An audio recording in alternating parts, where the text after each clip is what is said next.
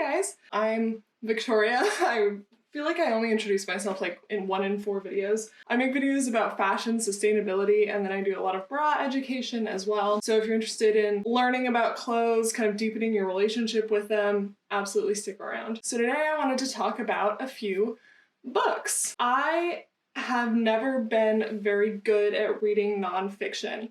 I usually get bored. I usually kind of get bored before I even pick it up. Like someone recommends it to me and I'm like, I want to know about that, but I'm not gonna read it. But during the pandemic, I started listening to a lot of podcasts, a lot of like educational podcasts, factually and you're wrong about. Listening to nonfiction podcasts was kind of my gateway into listening to nonfiction books, which was my gateway into reading nonfiction books. So today I'm going to be talking to you about 3 different books on the fashion industry and on sustainability in fashion, and basically what I liked about each of them. These are all books that I would recommend, so even though I have like some qualms with some of them, they're all books that I'm really glad that I read and I think are really important in helping me understand, you know, how I feel about fashion and the society that we live in, and I think that you will find them useful as well. Funny enough, we're going in order of when I read them, which also happens to be the order of publication. First up, we have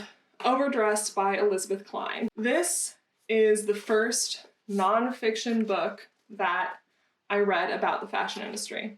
And I actually read this when I was doing research for my thrift store gentrification video, which I'll link to in the cards, because one of the people who I was interviewing for it recommended this book and the work of Elizabeth Cline in general, as a way for kind of understanding just the sheer amount of clothes that there were in the world. So I went into this book reading it specifically for the information it had on secondhand markets and how that all works together. So a bit of an introduction. This book was published in 2012 by Elizabeth Cline. Elizabeth Cline is a New York-based writer and reporter. She writes a lot on fashion and culture and sustainability, all of these things in general. She's done a lot of work on, you know, workers' rights and sustainability beyond just her books, but she's also written a couple of books that have been very important in building this conversation around sustainability and fashion. This book focuses mostly on the transition into commercialized clothing. So that's the transition from the 2-season model that most stores ran on before, where essentially you would have your spring, summer, and your fall, winter collections, and that would be the only times you got new product in the store, to now when we have new seasons every week or sometimes every day for a lot of fast fashion stores. If this topic is new to you, if you are not familiar with this transformation, this is a really good book to give you insight into how that happened. One of the things she talks a lot about is how cheap fashion rebranded itself as like accessible fashion or democratized fashion, and this was very much just a rebrand. The cheap fashion chains do their part to seem motivated by some socialistic aims. H&M's people like to say that they're for everyone, not just for the elite. Cheap basics company Uniqlo runs Subway abs with one revolutionary tinged line, made for all. This is something that I think she touches on really well and still comes up a lot when we talk about accessibility of sustainable fashion. There is definitely an idea that cheaper fashion is more fair to more people because you can afford more things, more people can afford those things, and so on. Cline points out that the real reason for fashion being this cheap is to encourage more consumption. When fashion is made more cheaply, it makes it more possible for companies to produce fashion more quickly and also to sell fashion more quickly. When asked, H&M actually said that they don't see themselves as a fast fashion company. To this, Cline said, "No one expects to take an H&M shirt to the grave. At prices that often circle around $20, we know the product is not good quality. Instead, the quality is good enough." This is also a very interesting aspect of this book because this book not only talks about how clothes are made, but the life cycle all the way through until they're, you know, distributed to secondhand markets and eventually end up in landfill. The quality of the clothes being dependent in our minds off of how much they cost compared to how long they're gonna last is a very interesting part of how this all took shape, because even though we can buy a pair of pants and before we would have wanted them to last maybe 5 or 10 years. Now we can say, all right, well, they'll last me 1 year, but because they only cost $10, that's good quality for the price that I'm paying. There are a couple of different aspects of how these fast fashion giants run. So they're able to produce so much clothing so cheaply. The first is by stealing designs. So the way that Forever 21 and H&M and Zara work, essentially they're ripping off designs whole cloth from runways or from small independent designers. The other way that this is made possible is by the factory setup. So she talks about factory production in multiple facets. One thing that I think a lot of people will find interesting and might not know about already is she talks about the LA sweatshop industry and the way that sweatshops are able to run in LA, even though technically they should be illegal in the US. A lot of the cost that we as consumers don't have to pay is paid by the factories and the people who work in those factories. So it's just paid further down the line. Overall, this book is a really good primer on a lot of the fundamentals of the sustainable fashion conversation. It was a really early text in this arena, and I think it really made it possible for us to be able to have conversations like this today at the complexity that we're able to have them. Personally, politically, I think it focuses a little too much on the consumer as kind of the motivator for a lot of these things, but I think that that might partly just be a product of its time and also a product of that's kind of the political rhetoric that we're used to in the United States. But I also know that Elizabeth Cline does not subscribe to that idea that just what you purchase is how you show your activism, because she is involved in community organizing and these organizations and campaigns that are actually trying to help restore and protect workers' rights that are most affected by the fashion industry. Next up, I want to talk about Fashionopolis. So Fashionopolis, I actually learned about through Factually because Dana Thomas did an interview with Adam Conover. So Dana Thomas is a reporter and a journalist, and this is actually the third in her set of 3 books. Like, they're not a trilogy, but they are kind of like companion books about fashion history and the way that we got where we are today. This book came out in 2019. Dana Thomas has written for a lot of different publications as well. She worked for the Washington Post for a long time, and now she's a contributor for British Vogue and the New York Times. Like Elizabeth Cline, Dana Thomas does spend a fair amount of time talking about the LA fashion district and the sweatshop issue that LA has, and she also talks about some particularly egregious examples of other countries that have been particularly victimized by the Western fashion industry. One example of this is Bangladesh, but she gives a lot of other examples as well of countries that have taken a lot of the brunt of the fallout for this process that the fashion industry has really perfected over the years. A lot of this book is about materials, which is cool because it sets it apart from the other 2 books that we're talking about today.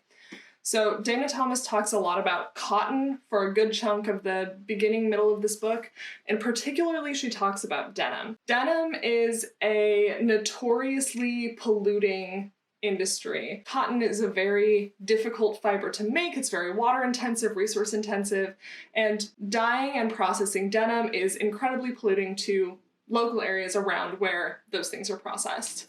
So she talks to people who design and make jeans in the US, from the cotton to dyeing the cotton to processing it. And it's essentially kind of a walkthrough of a whole different way that cotton could be handled. And that's kind of how the rest of the book goes as well. She'll kind of take a material and talk about, what was devastating about it originally, and then what are some ways that this is being adapted and changed for the future. So she talks to some people who are doing vegan leather alternatives, as well as a lot of different people who are using recycled goods.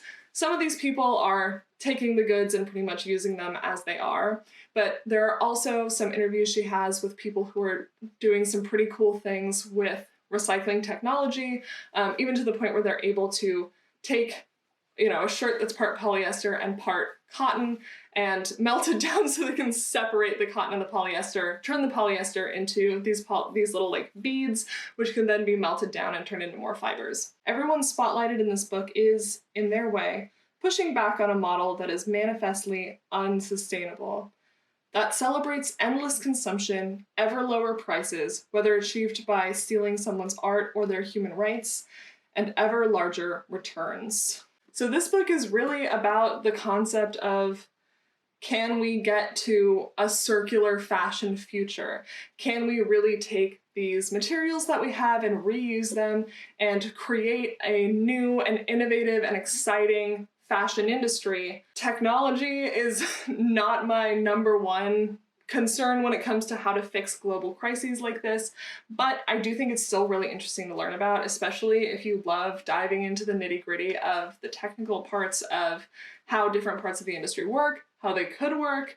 I think it's definitely worth a read. It's also a cool way to kind of get an inside look at how some of these really small companies, designers and textile makers are functioning and what that looks like in today's world, which is so focused on commercial apparel. The final book that I have for you is Consumed. This book is by Aja Barber, who's a writer and a stylist and an expert in sustainability and fashion and how those things come together. This book was such a breath of fresh air. I heard about this book because Aja Barber was interviewed on Dressed, which is a fashion history podcast. I want to read the tagline of this book for you. Consumed. The need for collective change, colonialism, climate change, and consumerism. In the time that I've been participating in conversations about the fashion industry and sustainability, I've always felt like there is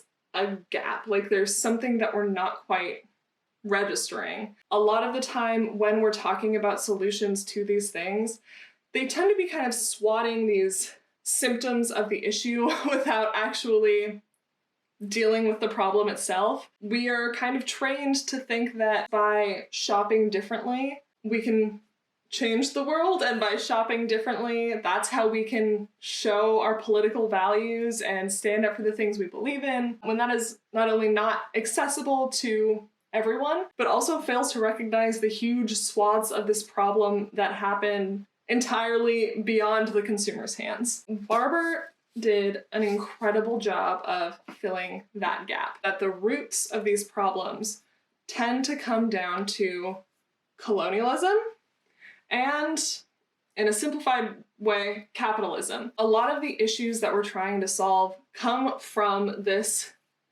continual need to be making more money, making more clothes, making sure that the numbers are always climbing higher and higher and higher. And as you are doing that, you are stepping more and more on the people who are making it possible for that to happen. Very early on in this book, Barber dives really head on into the issues of colonialism tied in with the fashion industry. I had to stop myself when I was pulling quotes for this one from just like reading the whole book, because if you look at the pages, all of those bookmarked pages are pages that I wanted to go back to. So obviously this is not a comprehensive deep dive into everything you need to know about colonialism, but it's a very good introduction to how the things that we know about colonialism tie into the fashion industry today and the way we interact with it today.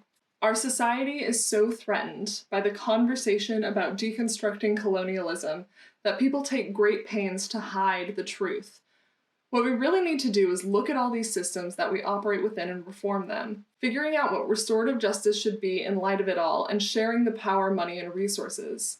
And I'll tell you, a lot of folks don't really want to see that happen. One of the really illuminating things about this book is that a lot of the things that we like to think of as accidental or sad mistakes of history were done on purpose and are still being done on purpose. She has a really good section of this book that's a roundtable discussion about colonialism, and it talks through the heartbreaking story of the richest parts of textile knowledge and wisdom that were destroyed by the East India Company. Something that you will read about in this book, and also probably any other book about the fashion industry and sustainability, is the race to the bottom. And that refers to the race that companies have to make things as cheap as possible. This not only means that you, the consumer, are paying the least amount, but it also means that the company is paying the least amount for every individual item made in the factory. Basically, what this process has done is it has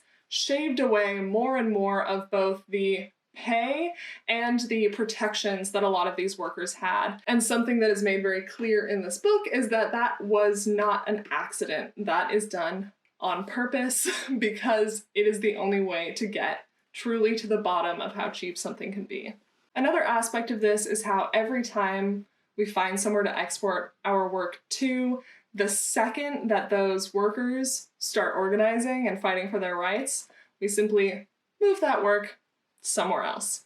So most of this book focuses on things that corporations and governments should be doing in order to mitigate some of the damage done to the environment and to workers and human rights because of the fashion industry.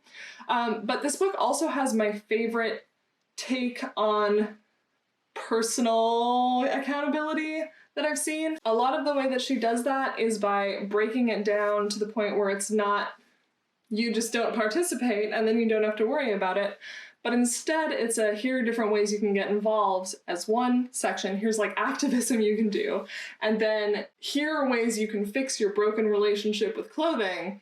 And that will make it easier for you to do these other things. Companies are constantly overproducing, and they're producing way more than we could ever purchase, and then they're destroying the leftovers. And then even though we're purchasing more than we necessarily need to, all of that is also either going to waste or going through these very complicated secondhand markets. This is just all to say these companies are not responding to consumer needs. They are generating consumer needs. They're deciding what consumers will be hunting for, and then they are using psychology and marketing to make us want the amount that they're trying to sell us. That said, we do have an issue in how we relate to clothing and how we buy clothing. And a lot of that comes back to how capitalism has made us readjust our own value and how we relate to the things that we own. This relationship is pretty specific to people who have enough money to be buying lots of fast fashion. And when she is talking to the consumer and trying to say, here are things that you can do, those are the consumers she's talking to. Those of us who do have enough money to buy multiple fast fashion items a month, she gives us some tools to recontextualize how we engage with those items. So if you're kind of on the same page as me and you're frustrated by the fact that whenever we want something we can do to help with either the climate crisis or with the issues in the fashion industry, it seems like changing how we buy is the only option available. This book also has a lot of really good ways to get involved in an active political sense. These ways include writing letters to your local politicians about regulations and responsibilities we could put on corporations based in our homes, supporting workers' rights groups, and contributing to social media campaigns. In Barber's words, it is our job to keep the heat up. She has a really good discussion of how we can kind of agitate the bars of the ladder to try and make our voices be heard. But she does also have resources for if you're trying to recontextualize your own relationship with fashion. She has a little worksheet on page 220, and if you are finding yourself in cycles of purchasing tons of fast fashion items and then feeling a lot of shame about it, I think it's a really good tool to try and step back and reevaluate those things. If it wasn't clear already, love this book. I want to read more stuff like this book. If you know books that are like this book, please tell me. Overall, any of these are going to be good places to start if you want to learn about the fashion industry and about sustainability in fashion. If you are relatively new to it and you kind of want to get an idea of what this industry looks like and where it has its grubby little fingers and where it's kind of like needling in and who's feeling the pains down the ladder, Consumed is going to be the best place to start.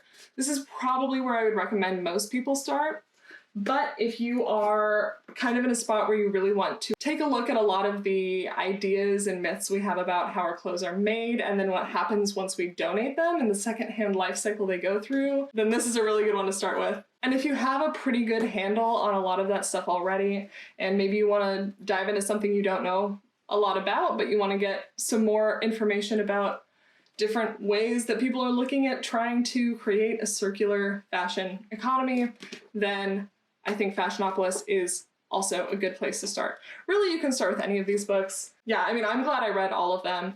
I would start here because I think it does a really good job of laying the groundwork. Your personal relationship to clothes is separate from your political activism, and here's what your activism needs to be paying attention to. Any of those places are going to be a great place to start. That is all I have for you. I hope this was helpful. Let me know if you've read any of these or if there are any others I should read, and I will talk to you guys next time. Bye.